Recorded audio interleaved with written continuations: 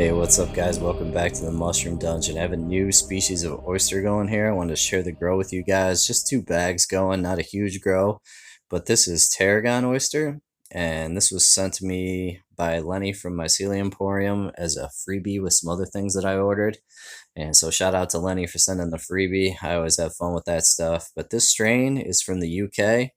And apparently, this is supposed to be like the best tasting oyster in the world. It's supposed to have a tarragon flavor to it, hence the Tarragon Oyster name. So I'm looking forward to trying them out and see how they taste. What I'm planning on doing is doing like a side by side taste comparison.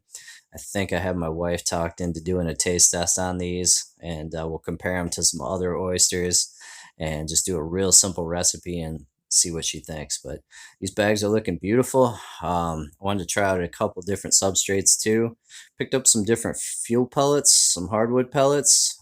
These are intended for like smoker grills, barbecue grills, and I got 2 different blends.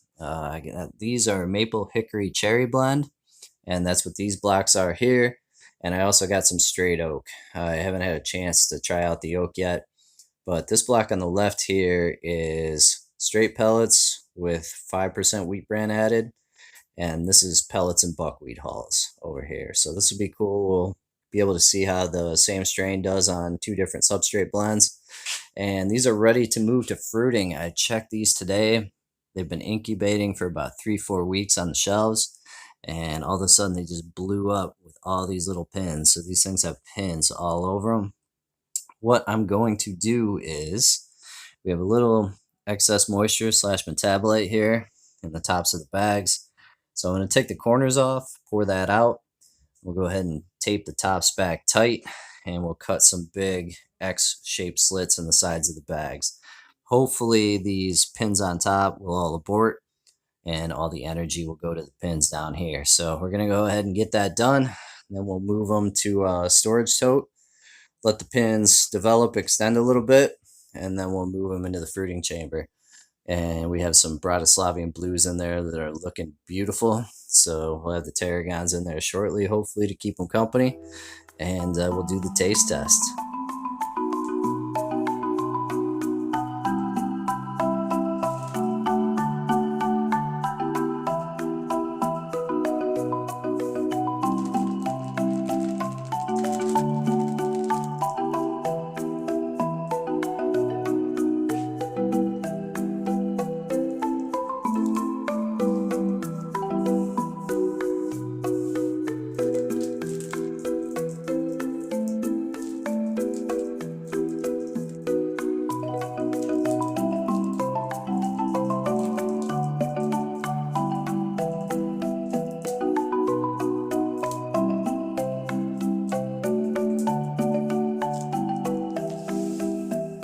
So in order to fruit these blocks, I'm just going to cut a single large X-shaped slit in the front of each block using a scalpel. You can cut several smaller X slits or just one large as I'm doing here, but I've always preferred the X slit method for oysters because it does allow a little fresh air exchange and help induce pinning, but the flaps also help maintain moisture at the surface of the block to keep your pins nice and moist and help keep them from drying out. The way these blocks are ripping, I don't think it's going to take very long, guys. Probably 3-4 days for these pins to develop, and then they'll be ready to go in the fruiting chamber. So I'm just going to keep misting the inside walls of this tub until our pins are ready, and leave the lid on, and we'll check back in a few days. As I suspected, just a couple days in the tub, and these tarragon oyster blocks are absolutely blowing up. Look at all this top pinning under the plastic. That is not ideal, guys, but hopefully those will get suppressed and all the energy will go to these clusters where I cut my slits. We'll see what happens. This is our fuel pellet and wheat bran block, and over here this is our buckwheat hull block. That one's blowing up nicely too. And if I would have known this strain is so aggressive to pin, I would have busted these out earlier, but I was actually assuming they were going to pin kind of slowly, but that is obviously not the case. This strain is ripping. So we're going to get them in the fruiting chamber and get some fresh air going to them, get some nice humidity, and hopefully these will expand up. We'll get some nice clusters and some nice yields. All right, they're back to back in the fruiting chamber there. So far on pinning, quality. I'd give a slight edge to the buckwheat hull substrate, but they're also running a day or two behind the others. The top pinning came on the hardwood fuel pellet wheat bran block over there on the other side. We got our beautiful Bratislavian Blues keeping them company on top, getting them some inspiration. And these things are ripping so fast. I'm thinking in 4 or 5 days we're going to be picking mushrooms. All right, I'm thinking it's picking and taste test time for our tarragon oysters. This is our wheat bran block, and got a real nice cluster off of this block. They were a little more squirrely on the buckwheat hull substrate, but I'm thinking that's going to be a strain dependent thing. But in general, they're kind of a squirrely fruiter. They remind me of an old elm oyster strain I used to grow, where they get all stemmy at first and kind of extend way away from the substrate, and then kind of start to flatten out after that. But you can see they have these really cool wavy cap margins too, which is pretty unique. And to me, they actually do smell a little herby. I guess like tarragon. I was kind of skeptical on that, but they do actually have a really unique smell to them. And they're just beautiful oyster mushrooms. So we're going to pick these off. I'm going to cook them real simply, just a little butter, salt, and pepper. And the lovely Mrs. Renegade has reluctantly agreed to be our blind taste tester to see what she thinks, if these are really the best tasting oyster mushrooms in the world. So they are going up against one of our favorite strains, the Bratislavian Blue. Got a lovely cluster here I'm going to cook up as well. And I just love this strain. Big, beautifully shaped, meaty mushrooms. You can see they've been sitting here a day or so, left us a nice spore print. So if these really do taste that good, it would be cool to try and hybridize these, I think, with another oyster strain that's a little more indoor cultivation friendly, a little more uniform cap shapes than that. So that could be something cool to try. But for now, I'm going to pick these off and cook them up, and we'll see what she thinks.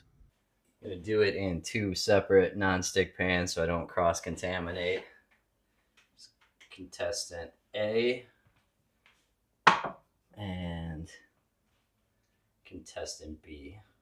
Both look delicious. I just have 2 tablespoons unsalted butter in each pan. I'm just going to do a little bit of kosher salt, just a sprinkle, and just a few turns of this peppercorn medley. This stuff's bomb. If you guys haven't tried this, they have this at Walmart now, and that's good stuff. So a few turns of this, sprinkle of salt, a couple tablespoons of butter. That's it. Super simple.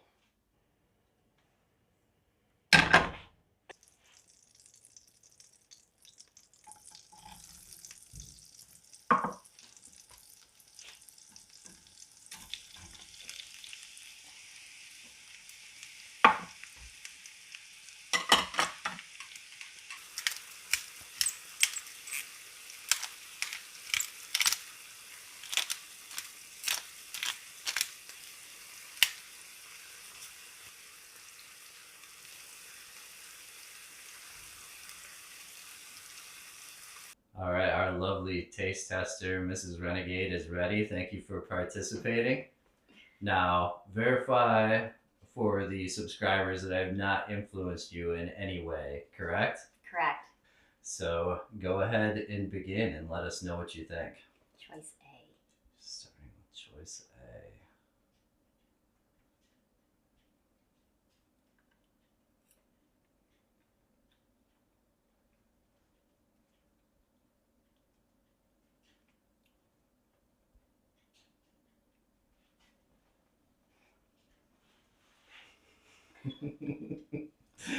Yes. What do you think? They're firm, Okay. but they're very neutral. Neutral. There's not a lot of distinct flavor Okay. for me. Okay. Gotcha. That's just butter and just a little bit of salt and pepper. Peppercorn medley, that's it. Moving on to B.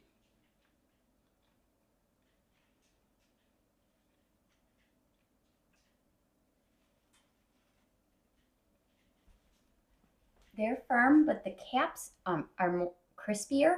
Yep. Yep. And a little thinner on the edge. Those are a little thinner on the cap edges. So they don't seem quite as tough. Neither one has a strong flavor. Yep. Yep. I do like them both, but I do like mushrooms. You want to try a little more? You can try a little more. Okay.